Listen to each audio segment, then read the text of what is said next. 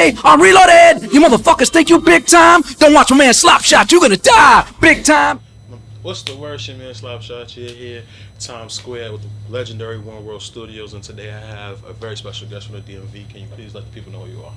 DDK. How the fuck we doing? Oh man, Mr. DDK, how are you doing, man? I'm doing good, man. Yeah. Besides cold. Besides that, it's one of them. It's one of them winters. Oh man. All right, man. So, you still work at Best Buy? Look, patiently waiting, amazing how I've been baking and painting, how I'ma make it. I'm placing up all my dates and I'm dating all of my. I do not know more. That's a great opener, though. That's a great opener, though. I was gonna say, man, I missed you during Christmas, man.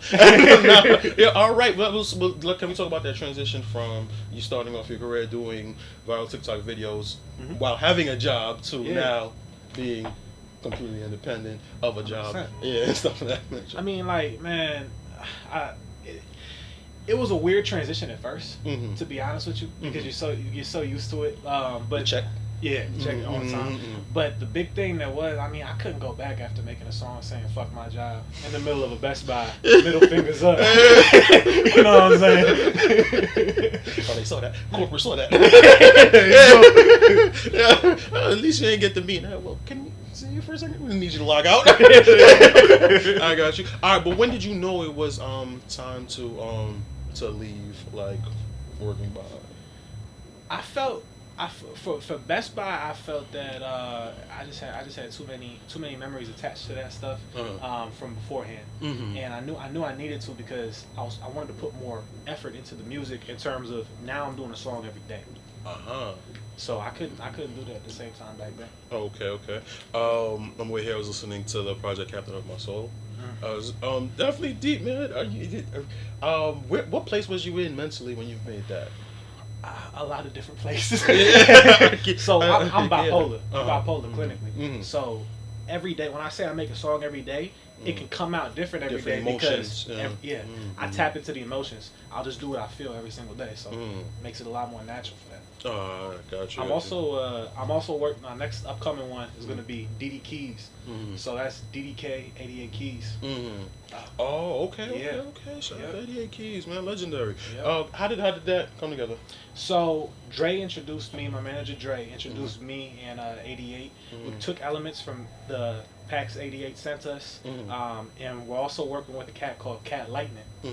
And Cat Lightning produced Shake Your Dreads by Sexy Red. I know that's a big juxtaposition, 88 and then that, but we put those together and we got my man Basu engineering it all. He's been engineering in India right now. We got a whole little team, real collaborative effort. It's coming together beautifully. But it sounds like a bunch of different sounds coming together in different ears. Okay, that's actually dope, man. You heavy with the soul samples and stuff like that. What you call it? There was a young man online that said that soul samples were dead, and then proceeded to call me Unc. I took that personal because that's like my favorite. You understand what I'm saying? Especially like a lot of the rappers that I still listen to this day, whether it be like anything done with Alchemist or Mad Lib. You understand what I'm saying? How did you find that pocket to know like this is a good way to like express yourself? I think probably the same way a lot of the first people who started making soul samples did as well, because I was raised with my grandparents, so my grandparents were listening to soul music, and they're also listening to like all the old type music, so it would be easy to listen to that type of stuff, and then put it back into the music. I got you. All right, man. So what would be the difference between Captain of My Soul and this 88 Keys project that you have coming out? So with the 88 Keys project, it's just DDK is it's a lot more different flavors. Like the flavors are different in terms of I'm rapping my ass off right there, and I'm rapping my ass off on Captain of My Soul, and Captain of My Soul is a beautiful project, but Captain of My Soul is coming after DDK. So DDK, then Captain of My Soul. So this is kind of the precursor to it. I got you. Oh, okay. Well, that makes sense. It's the lead up to. I got you. Explain for people what the DDKULT is. The DDK is a bunch of kids just like me, real crazy, real ready to do anything and ready to chase their dreams. That's what the DD code is. How'd They ride or die for me. How'd you coin that phrase? Man, gosh, just one day looked at me and he said, "You're gonna be a cult leader," and that's what we're doing right now, man. That's what we're doing right now. I got you, bet. So 2025. Yep. Are we expecting any visuals from Captain My Soul? Or are we moving strictly onto this new project? We're going first to DD Keys, and then Captain My Soul is gonna be second. Okay. Captain My Soul drops right after. Okay. Oh, so I got the. You ain't even know. You got the little. I got you. Yep. I got you. So but so as far as that goes, so do you have any visuals in the chamber prepared for the 88 Keys project?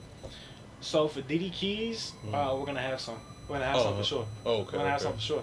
Okay. When are we expecting that? Because top of 2025, yeah. Yeah. When are we? We're thinking February. I'm going for Valentine's Day. Perfect. Okay. That's perfect. All right, man. Yo, so I think you started making noise around 2020. When did you actually begin to take the pen serious? I began taking the pen serious. I've been writing since I was like 11. Mm-hmm. So I've been writing since I was like 11. I started taking it real serious, I would say, around 2019. I started I say serious where I'm putting my own money into it. Mm-hmm. When I started really investing into it financially. Mm-hmm. Yeah. Well, as you know, you was good enough. Like, hey, maybe I should put up my own money. Oh, I believed in myself 100%. I believe in myself more than anything. But it was also like I didn't have a plan B. Okay. It was either this or die. Jeez. And I'm alive. It's surviving, thriving. Yeah. Towns brought you to Times Square, so obviously thriving in what you do. Wow. So how do you explain that to your family? Like, it's music or nothing? Oh. I mean, you can understand. Mom at first was like, but backup plan, Dylan. You gotta think. You gotta do all that. And for me, it was like she really understood because she wanted to be a painter. I feel like my mother did. And so you have an artistic background. Yeah, my mom wanted to be a painter, but she didn't get to do it.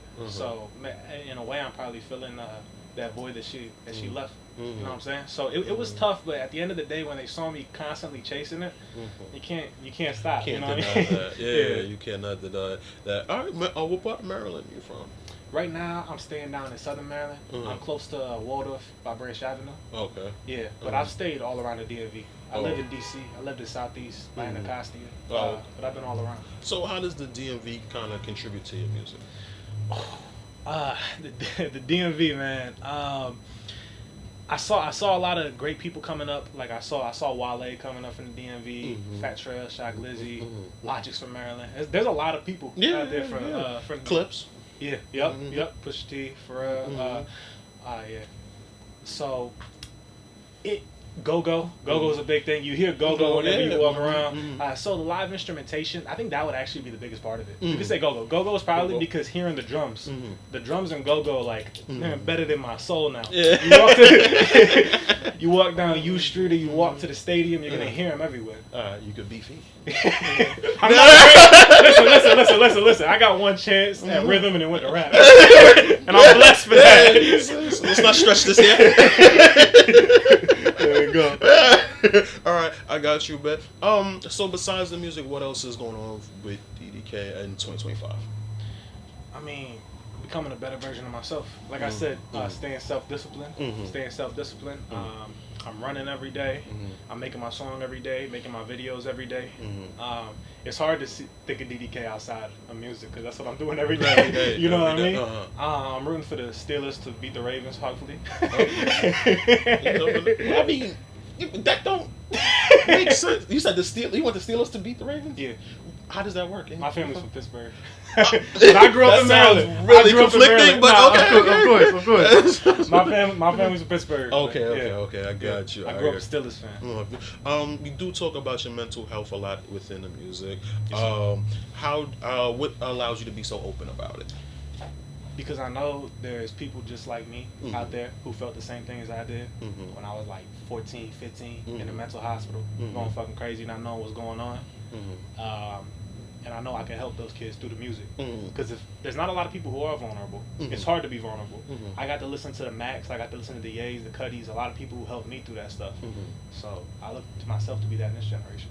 Copy. Oh, that's actually a really dope what you call it initiative to take because you did get a lot of that from I think Mac Miller, but I think the first mainstream person to actually embrace it probably was Kanye. You understand what I'm saying? Yep. But seeing that representation, did that help you? 100%. 100%. I was one of those kids in school. I always had my headphones in if I could. Until they told me to take them off. But no, I would always have my headphones in, doing anything. Music was integral. Okay. And so now, is it a outlet for you as far as like your mental health and things like that, or even your diagnosis, like the music? Can it be thought of as would you advise somebody who has the same diagnosis as yourself to get into something artistic? 100%. I think everybody should get into something artistic because the art plays a role in you that's way different from anything else in terms of when you can make a song or you can draw a picture or you can write a poem exactly how you feel. It comes out a different way because you're thinking of yourself onto this piece of paper instead of trying to say it to somebody else. It lets you actually express yourself way deeper. Okay. And I think that's why we take things like some people see a pain in it and it really sticks with them. Everyone has a different meaning for it because that person probably thought something different than what we saw. Yeah, your mind determines it's something completely different. I mean, as far as this music grinds, I think a lot of people, without the diagnosis, can see really low lows. Yeah. How do you deal with that being, with sometimes maybe a fragile state? How do you 100%. Deal with the lows that may come with it, the rejection that does come with it? So, I mean, rejection wise, you gotta just run with that. You just gotta go until you hear the yes. You know what I mean? But like in terms, and that's for career. But in terms of the lows, like they helped me a lot. Like I made a song called Old Days. The first words were, I feel like a burden, I feel like I'm worthless, I feel like I'm worthy of love, and I don't feel I deserve it. I feel like a burden, I feel like I'm worthless, feel like I'm worthy of love, and I don't feel I deserve it. Feelings get tossed out the window when I feel like I'm hurting. They tell me, man, should suck it up. Do they forget I'm a person? I wasn't trying to make that to be a song. I was trying to make that the vent for the day because that was my song of the day, and I wanted to vent. And then that song actually popped off a little bit because people related to the message. It had a million likes on TikTok, correct? Yep. And Reels, yep. And Old Days was it wasn't me trying to make a song. It was me trying to vent. So in that, going back to that, it helps me vent. Helps me get out my emotions.